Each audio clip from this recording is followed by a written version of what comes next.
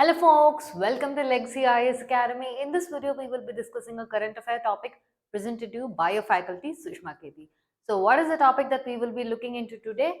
We are going to be looking into should a third language be compulsory in Indian education system?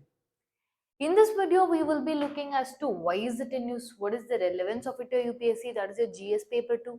We will also be looking more into your three language policy. We will be looking into your national education policy of 2020. We will at the same point of be seeing a ACER report survey as to how the education system is in India.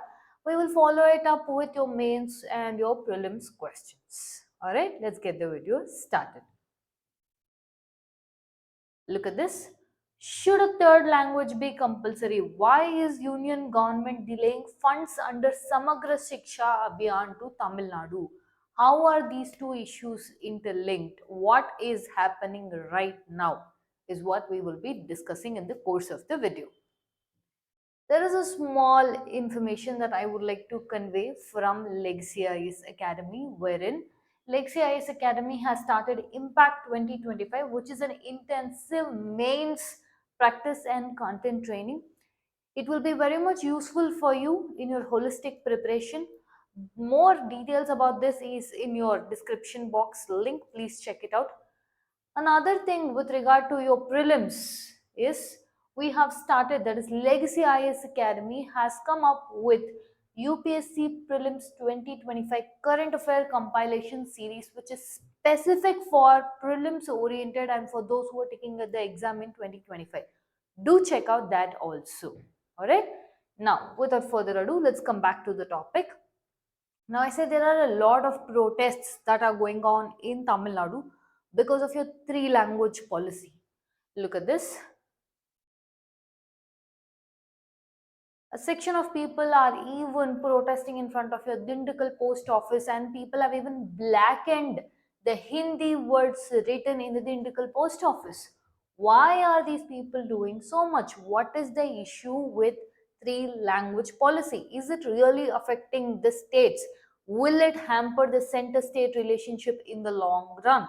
All of this question answer we will get to know at the end of the video. As of now, a three language formula. Let's consider like this. What could contribute through three language formula? First is your English, any regional language or the local language of that particular place. Now what do you think will contribute to the third language? That is your Hindi. Now what is the issue with this? Is this the first time we are having these kind of issues? Let me tell it to you like a story. You will listen to it like a story so you can retain the content better. See, in your early stages, especially when India got independence, first and foremost, if you have to understand something about India, it is a multilinguistic and extremely diverse country. If you see, after India got independence, Constituent Assembly or your constitution makers, everyone was certain on one thing. India is extremely diverse. There is no doubt about it. The unification of India was here through a nationalistic spirit. Yes, we are all one, this is all India. But the same spirit for a particular language cannot be said because we are again too diverse in our language also. Linguistically, we are very much diverse. So what happened, your center state, at that point of time, everyone decided that let's do one thing. We will keep, the constitution has provided this, Hindi is the official language. Fine. But alongside this, we will also keep English. Because if you outright say Hindi is the official language, then how will the southern states or non-Hindi speaking states be okay with this? So that is why they made a provision where we will keep English also. Understanding? Simultaneously with Hindi. Now this provision was to work for 15 years. But after the completion of 15 years also, they've said that English will continue to be your official language alongside your Hindi, and this will continue, and they have not given a time frame for how many years. So endlessly it has been left. Whereas if you see for the states, they have the provision where they can use more than two languages, more than one language as their official language. One important thing I want to remind you here is we are speaking about official language and not state language. India does not have a state language. Understanding? We're just trying to promote your official language. Now, because I use the word promote, your constitution imposes a duty on the center to promote Hindi as the official language. As a matter of fact, it has kept it as the duty of the center. Alright. So throughout the course, your center also has been trying to put up a lot of things where they can try to promote Hindi language. One such was your national education policy back then, where they decided that it is mandatory to adopt three language policy, and in that one language has to be mandatorily Hindi, is what they mentioned. For that, the southern states, especially your Tamil Nadu and all, they said that no, you will not impose Hindi on us. Understanding? So the mandation was one thing these people considered like, no, this is going against my will, against my beliefs. Now, when they say against my beliefs, against my will, is that you're trying to impose Hindi on us, is what they, especially Tamil Nadu, had mentioned. So they, what happened was they went back to your two language policy only, which was English and regional language. As in kept on, this nexus, this friction kept on continuing up until your present day national education policy of 2020. When your NEP came in, there was a draft. Okay, before the final completion stage, there was a draft of your NEP 2019, wherein it said that yes, it has to be mandatory to include Hindi, like the same other education policies. Again, this got widespread criticism, like that how can you impose Hindi on us? So when the after the draft stage or final stage will come out, right? So when the final stage of NEP 2020 was released, it removed the concept of compulsory mandatory imposition of Hindi. It just mentioned that you have to adopt a three language policy. One will be English and two will be the native languages of India, understanding native regional languages of India. Which those two languages will be decided by the states. This is what your NEP 2020 told. The one main thing is here they did not use that mandatory imposition of Hindi. The Tamil Nadu government is retorted back by telling, ha, you are using this three language policy as a smoke screen. You're just trying to make sure that somehow you will put Hindi on me, somehow you're trying to impose Hindi on me. And this issue got even more accelerated is because your center now said, at least this is what is the present issue protest between the Tamil Nadu and your center, that is your union government, wherein they are telling that if you have to get the funds released under Samagra Shiksha Abhiyan, then you have to include three language policy. Here they are not mentioning. NEP 2020 does not mention three language policy, means English, regional language and Hindi. It says English and any two regional languages with the state is okay. Right? So they are telling you have to imply these three language policies if you have to get funds released more than 2000 crores of the funds have to be released for the state. The states are telling this center is trying to threaten us. Center is not releasing funds to us because they are somehow trying to impose Hindi on us. Understanding? This is the issue up until here with regard to your three language policy and your NEP provisions. Look at this. Samagra Shiksha Abhiyan pe, the funds are not released. The funds are more than your 2000 crores which have to be released to your states. Your Tamil Nadu government is calling this as a smoke screen where you're trying to make us forcibly take in the three language policies, which we will not take and we will continue with two language policies, what your Tamil Nadu government is telling. The constitutional provision is Hindi is the official language.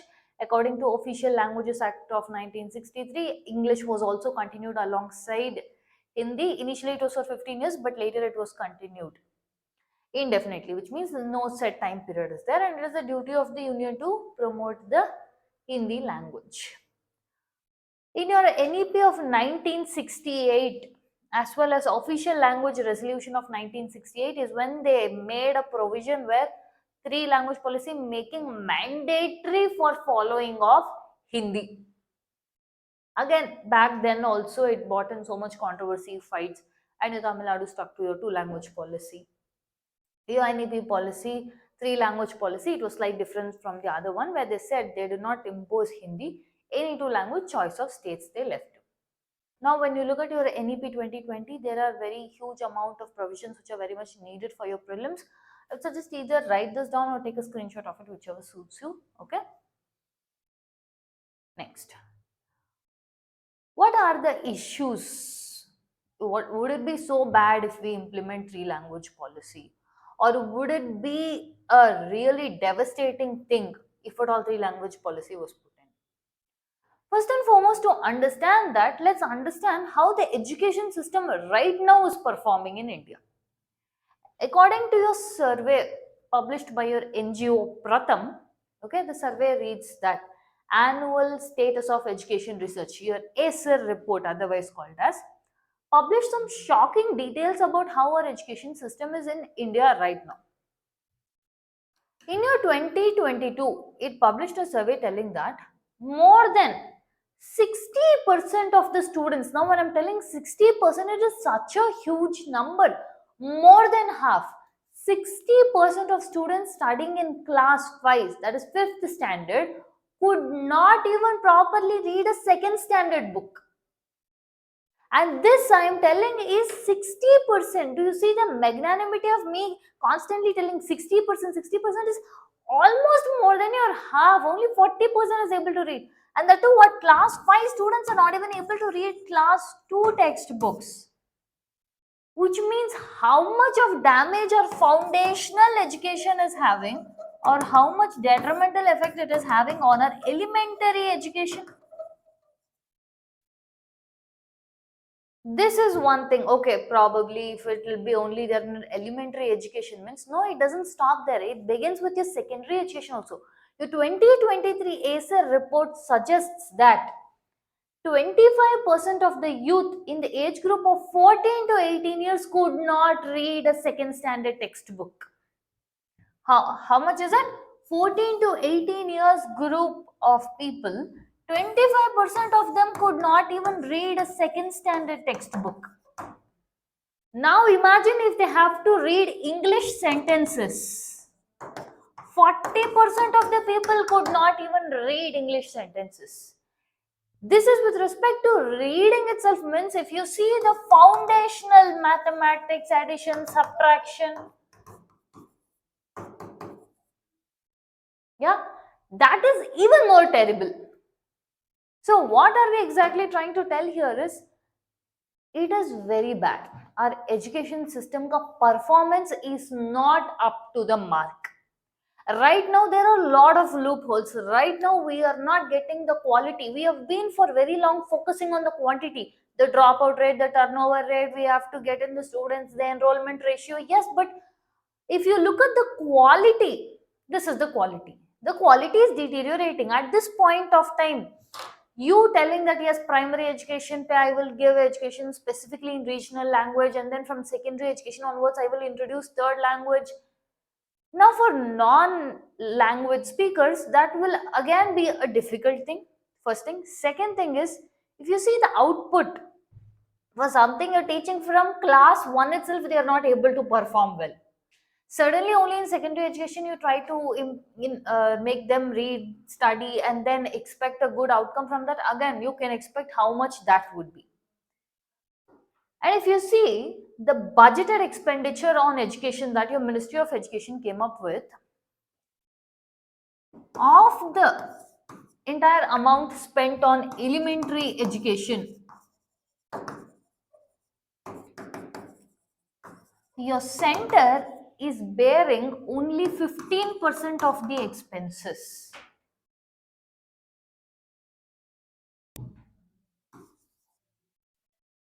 Your, your center is bearing only 15% of the expenses, whereas your state is bearing 85% of the expenses.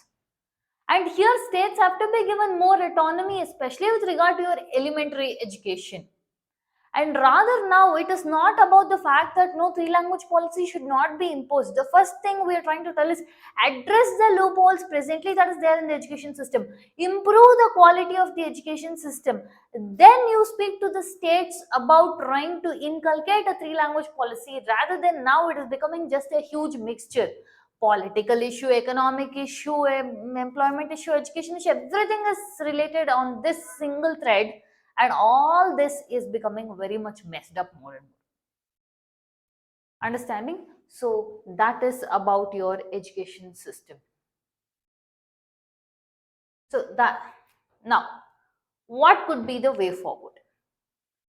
See, first and foremost, if you see one main data we're trying to tell is in your 2011 census, this was found.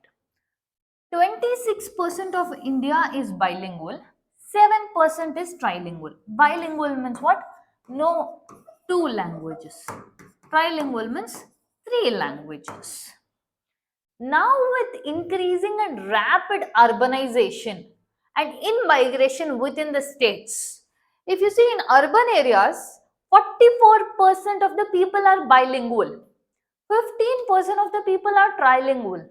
In rural areas, 22% of the people are bilingual and 5% are trilingual.